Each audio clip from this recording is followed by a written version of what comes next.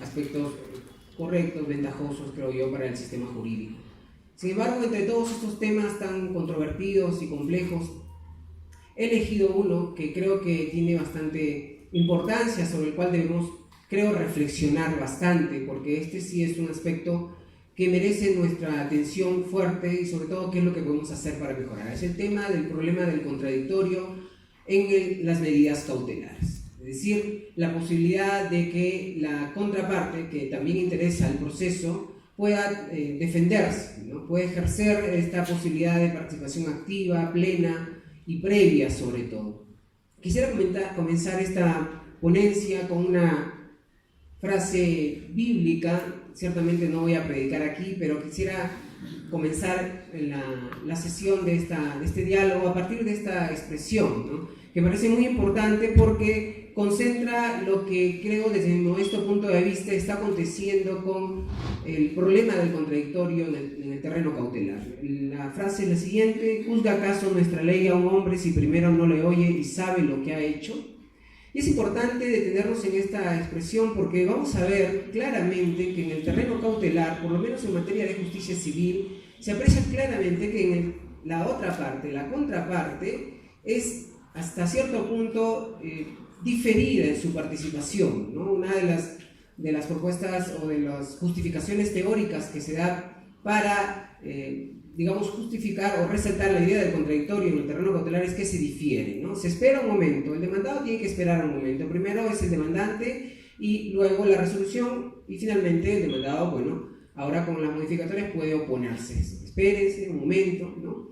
Y vamos a ver que en el aspecto normativo, al menos, y doctrinal, ¿no? Por lo menos la doctrina mayoritaria en sede nacional, es de esta idea, es de la idea de que en efecto se puede juzgar atendiendo a lo que pueda decir una de las partes nada más. La solicitud cautelar en nuestro sistema jurídico y en algunos también de nuestra región ciertamente se tramita inaudita altera par, es decir, sin escuchar a la otra parte. ¿Okay? Este parece ser la idea general, ¿no? Bastante ya enraizada en nuestro sistema jurídico. Sin embargo, el propósito de esta ponencia es por lo menos exponer algunas razones que nos permitan dudar sobre que esta situación, este statu quo, es realmente lo más adecuado y lo más correcto en la medida de que esté relacionado con un modelo de un Estado constitucional, que es el paradigma en el cual vivimos. ¿Qué tanto este trámite inaudita de altera par es coherente con la idea de un Estado constitucional, de un modelo de proceso conforme a un Estado constitucional? Y aquí, como también hay estudiantes en esta oportunidad, quisiera solo mencionar algunas cuestiones muy básicas sobre el tema de la tutela cautelar. Como sabemos, en materia de tutela civil existen al menos 3 tipos de tutela jurisdiccional clásica, como algunos lo llaman, y aquí comenzamos con el primero: tutela declarativa, tutela ejecutiva y tutela cautelar. La tutela declarativa propósito tiene de constituir, modificar situaciones jurídicas. Es un derecho que todavía está para declarar, para constituir por el órgano jurisdiccional, el clásico proceso de reivindicación, desalojo, en fin, situaciones jurídicas que todavía no están declaradas y constituidas. En el segundo caso, en la tutela ejecutiva, el derecho ya está constituido, lo que falta es la fuerza del Estado a fin de que se ejecute en la realidad. Y el tercer tipo de tutela jurisdiccional en materia de justicia civil, al menos, es la tutela cautelar. Esta tutela es una tutela básicamente asegurativa. Su propósito es asegurar la efectividad de las decisiones que se puedan realizar en los 2 tipos de tutela, tanto declarativa como ejecutiva. Y quise dar estas, digamos, breves referencias a los tipos de tutela porque hay que tener bien en claro que la tutela declarativa, y aquí resalto lo importante del propósito de la tutela cautelar, es que su función es meramente asegurativa. Busca asegurar la efectividad de las 2 decisiones. Su función claramente importante para nuestro sistema jurídico. Es vital que exista una herramienta que le haga frente al paso del tiempo en el proceso y por tanto la tutela cautelar tiene este propósito. No hay que perder de vista aquí este propósito porque es importante. Quizás después con lo que voy a decir pueda pensarse que no lo es, pero en realidad la propuesta que vamos a hacer es realmente coherente con esta finalidad de la tutela cautelar. Y veamos ahí el sumario que vamos a tratar. Primero voy a hablar acerca de un estado de la cuestión, estado de las cosas, cuál es la situación, el statu quo que tenemos en el plano doctrinal, normativo y jurisprudencial, para pasar a decir algunas cuestiones importantes, relevantes sobre el tema del contradictorio. ¿Cuáles son los sentidos del contradictorio que hoy se viene comprendiendo a este derecho fundamental básico de un ordenamiento jurídico? Para seguir con un análisis crítico del Código Procesal Civil en cuanto a su regulación, para pasar a dar algunas también referencias de esta poderosa herramienta que permite comprender mejor a través de otras experiencias jurídicas y cómo es que nosotros en sede nacional podemos mejorar nuestro sistema jurídico, al menos en materia de tutela cautelar. Esto creo que sirve bastante y es muy útil para plantear algunas propuestas de mejora, que es el último punto que voy a abordar. Muy bien, entonces comencemos con el estado de la cuestión. Este es el estado de las cosas que tenemos. A nivel normativo, el tratamiento del procedimiento cautelar es, como seguramente muchos de aquí habrán escuchado y conocido, es sin conocimiento de la parte afectada. El procedimiento cautelar consiste en una solicitud cautelar, la resolución, la medida cautelar, y recién el demandado puede tener, incluso con la última modificatoria, la oportunidad de participar, pero luego de la resolución, ¿no? Luego de la resolución. Este es el estado de las cosas en materia de justicia civil, en el Código Procesal Civil. Como una forma de justificar, ¿no?, esta previsión legal, la doctrina, al menos la doctrina mayoritaria en sede nacional, ha justificado de que se trata, bueno, en efecto, de una especie de secreto, una reserva de la medida cautelar. Incluso hay teóricos que sostienen que, al ser una previsión normativa, esto se convierte en una característica más de la medida cautelar. ¿Okay? Este es el estado de la situación en materia de la doctrina. Seguramente ustedes o muchos de ustedes habrán visto algunos teóricos, y los voy a mencionar en adelante solo como referencia, porque es importante también hacer la crítica a las personas que de alguna manera admiramos. En la medida que uno admira, creo que viene de la mano con la crítica. La mejor manera de agradecer el conocimiento es plantear algunas revisiones, algunas propuestas de mejora. Finalmente, en la jurisprudencia, y vean ustedes que los tres formantes jurídicos parecen estar de acuerdo en sede nacional que existe una situación de diferimiento del contradictorio para obtener una medida cautelar. ¿Okay? Este es el statu quo, esta es la situación que tenemos en sede nacional, y aparentemente parece estar del todo, bueno, tranquilo, uniforme, no hay ningún problema. Sin embargo, en realidad, aquí hay algo que no se ha tenido en cuenta con bastante, digamos, intensidad, que es lo que creo debería hacerse, y que vengo a ustedes a compartir esta situación. Es la idea del contradictorio. Es decir, ¿qué entendemos por el contradictorio? ¿De qué se trata esta institución, esta categoría? Y miren, a lo largo de la historia, el contradictorio, con diferentes formas de identificarla, audiencia bilateral, bilateralidad de audiencias, principio de audiencia, como en algún sistema jurídico como el español y el alemán se le conoce, o contradictorio, como en Italia, y aquí es muy usual en Latinoamérica conocerlo con ese nombre del contradictorio, ha pasado de diferentes, a lo largo de la historia se le ha atribuido diferentes significados o sentidos. Esto es muy importante porque la historia nos ayuda a entender cómo es que ha evolucionado diferentes significados o sentidos de cualquier institución. Y así, al menos para concentrarnos, se le ha atribuido dos sentidos al contradictorio a lo largo de la historia. En principio, a lo largo de la historia, la historiografía procesal.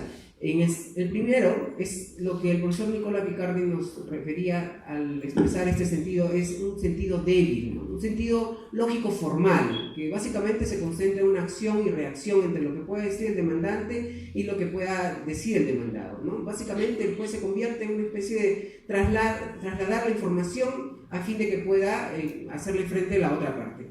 Este es un sentido que, por cierto, aún sigue todavía considerándose. Sin embargo, teóricos como el que hemos mencionado consideran que se trata, pues, de un sentido más formal, más lógico-formal, en la que incluso, desde esta perspectiva, teóricos como Francesco Carnelutti consideraron que el contradictorio puede convertirse incluso en un estorbo, en algo que puede superarse, puede dejarse de lado incluso en el proceso. Cosa que para mí también me llamó bastante la atención, ¿no? Sobre todo de quien lo dijo. El segundo sentido, para ir avanzando rápidamente, el segundo sentido es el sentido fuerte, ¿no? Es el sentido más sustancial, más efectivo del contradictorio, que supone la idea de ya no solo de una acción y reacción, sino sobre todo de un verdadero derecho de influencia, un derecho que va dirigido en un compromiso del juez en participar como generador del debate de este principio, de este derecho fundamental. Esto es, que no se trata solo de las partes, sino también hay un compromiso del juez en ser el destinatario de este contradictorio y fomentar el debate. Y así los teóricos contemporáneos hablan que el sentido fuerte del contradictorio es un sentido asociado con la idea de un derecho de influencia hacia el juzgador y asociado con un compromiso del juez en generar el debate previo antes de resolver. No ex post, sino ex ante. La idea del contradictorio en ese sentido fuerte pasa porque debemos entender que un Estado constitucional, al menos desde mi modesto punto de vista y respaldado por algunos teóricos, no soporta, digamos, considera que se debe posponer, al menos si no hay razones justificables y fuertes que se deba posponer, la posibilidad de que el juez resuelva solo escuchando unas partes. La vitalidad del contradictorio es que se debe atender a lo que ambas partes puedan decir, de que todo lo que pueda resolver el juez suponga necesariamente la participación abierta y previa de las partes en el proceso. Y así quisiera también hablar un poco, solo un poco, porque este es un tema bastante amplio, de lo que hoy se denomina como un derecho fundamental al contradictorio. La importancia y vitalidad del contradictorio es que se ha elevado incluso a la categoría de derecho fundamental.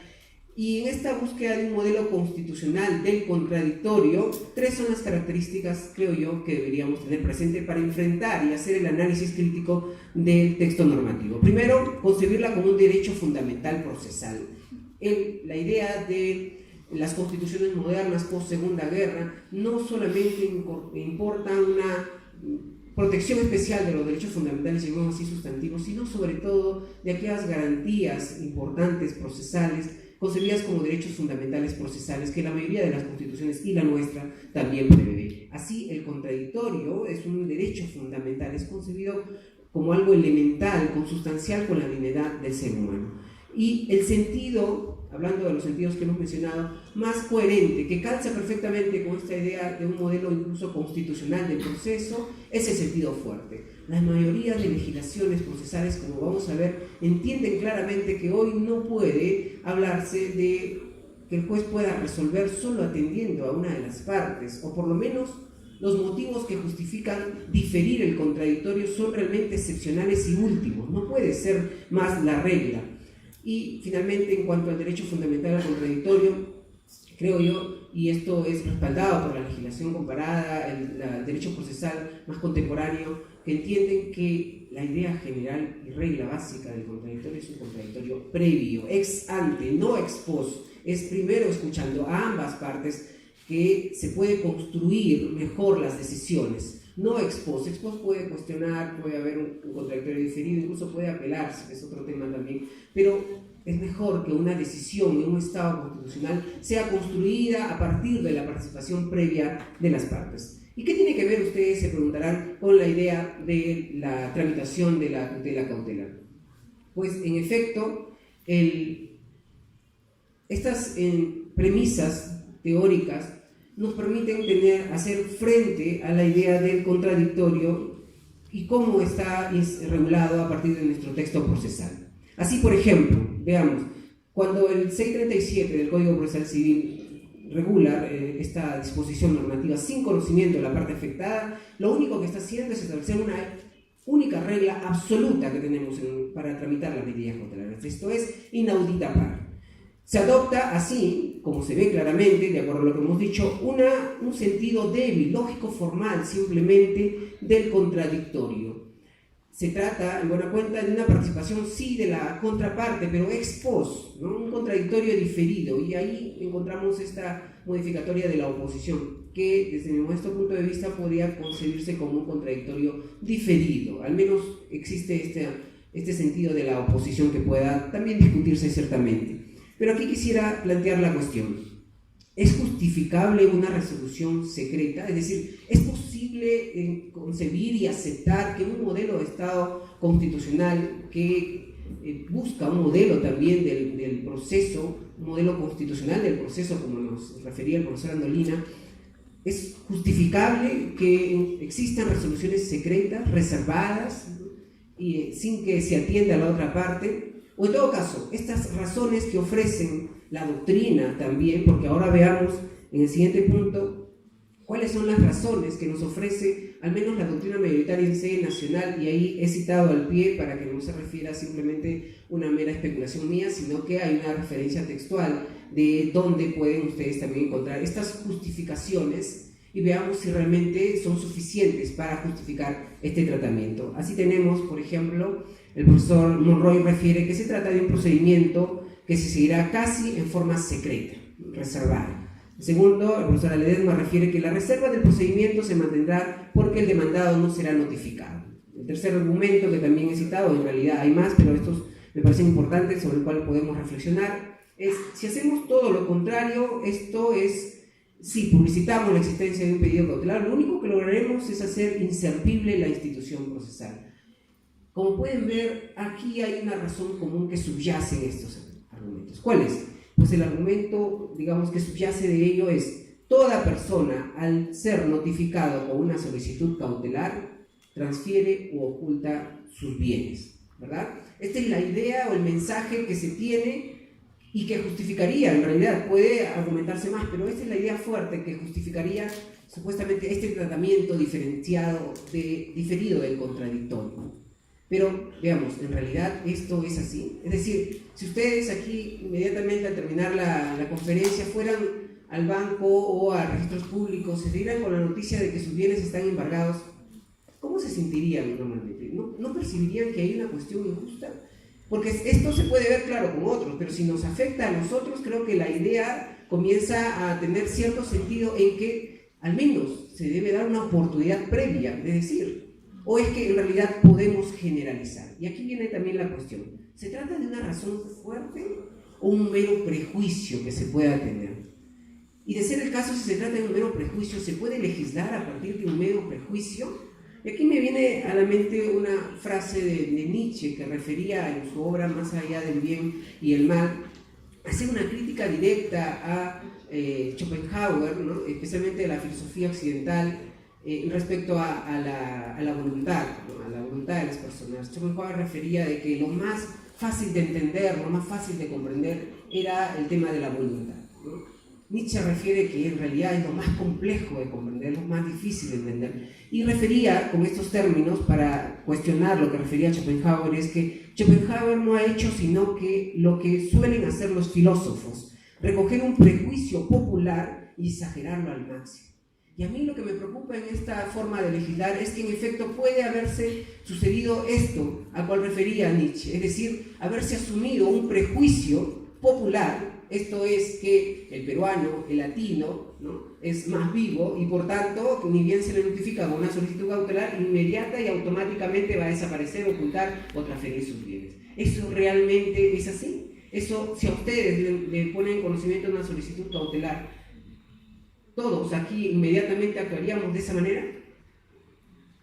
¿No podríamos decir algo? ¿No podríamos tener la oportunidad quizás de poner en conocimiento, no sé, algún bien diferente al que es afectado con la medida, discutir el tema de la contracautela, discutir los aspectos de los elementos de los presupuestos para conseguir una medida cautelar, en fin, dialogar previamente antes de tomar la decisión, de modo que la decisión cautelar pueda ser, digamos, más justa, ¿no? Ustedes pensarán aquí que esto en realidad se trata de una idea de algunos teóricos y profesores que ciertamente somos la doctrina minoritaria, pero no hay que subestimar el poder de las razones y de los argumentos. Y aquí yo me apoyo de la doctrina comparada, una de las poderosas herramientas que permite tener una visión diferente, más amplia de lo que acontece aquí en nuestra región, es el tema de la doctrina comparada o el derecho comparado. Pero el derecho comparado en serio, es decir, y lo digo con todo respeto, los países de Latinoamérica somos en gran mayoría sistemas receptores, y por tanto, si queremos hacer una comparación seria del derecho,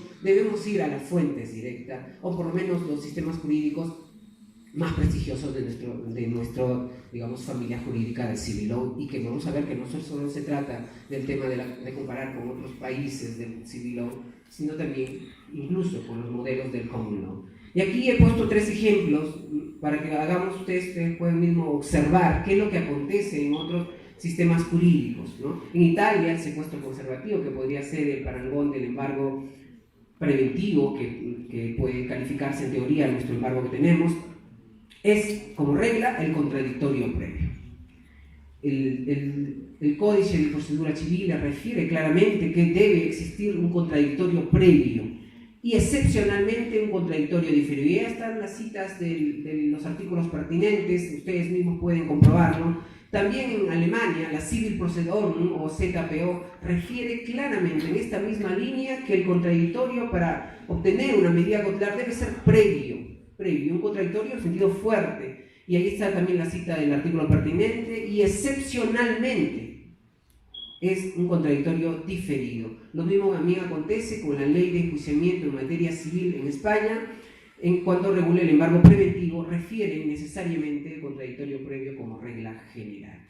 Y ustedes pensarán que es una cuestión, bueno, que solamente acontece en Europa, y bueno, ahí las personas y los demandados son más inocentes, más actúan de buena fe, y bueno, escuchan, o en todo caso ponen a disposición de sus bienes. No se trata de una cuestión, en realidad, de diferentes modos de ver al justiciable o al demandado, porque incluso en nuestra región, también en el sistema brasileño, también esto es, digamos, lugar común en materia de regulación y el entendimiento, y esto sin considerar incluso la tutela satisfactiva o anticipada.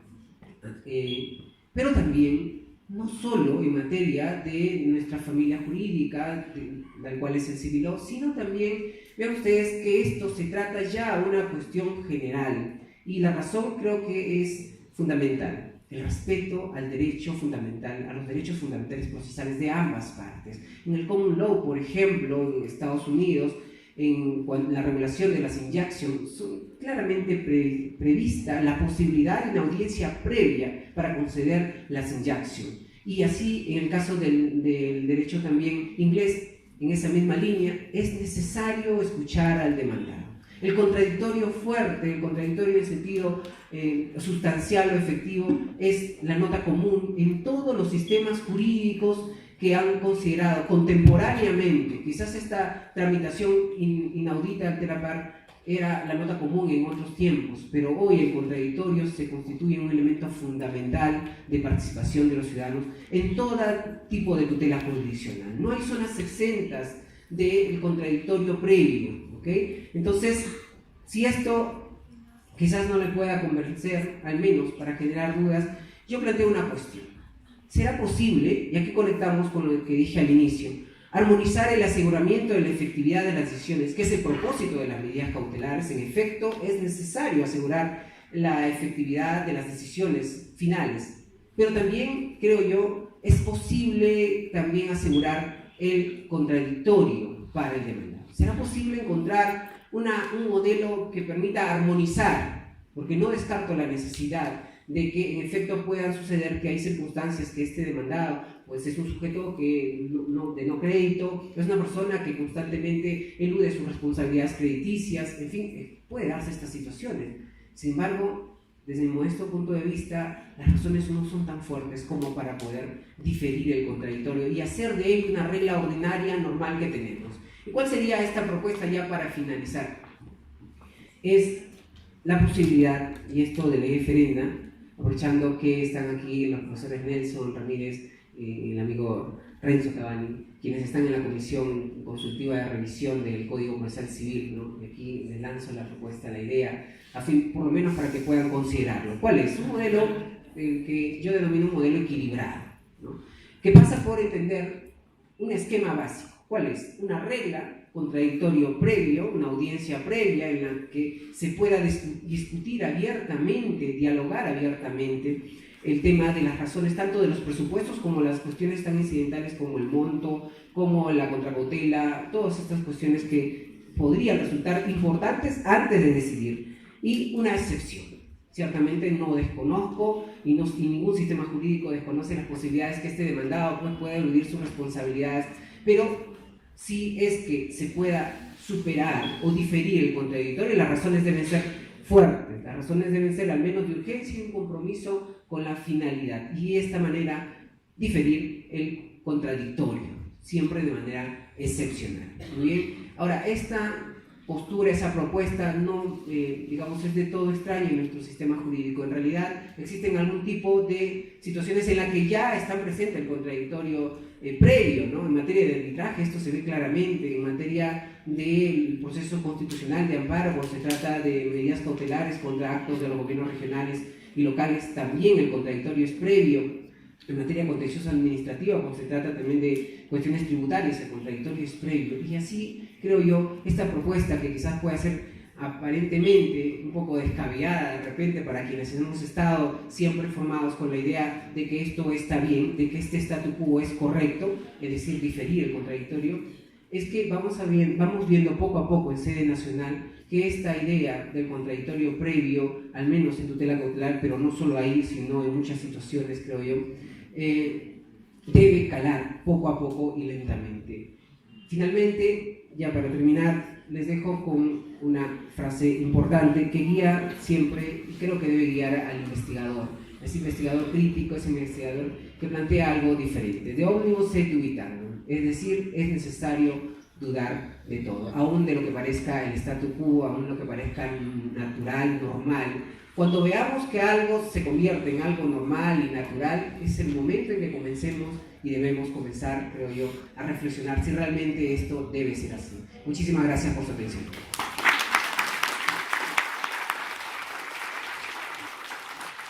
Agradecemos la participación del abogado Luis Alfaro y ahora tenemos la segunda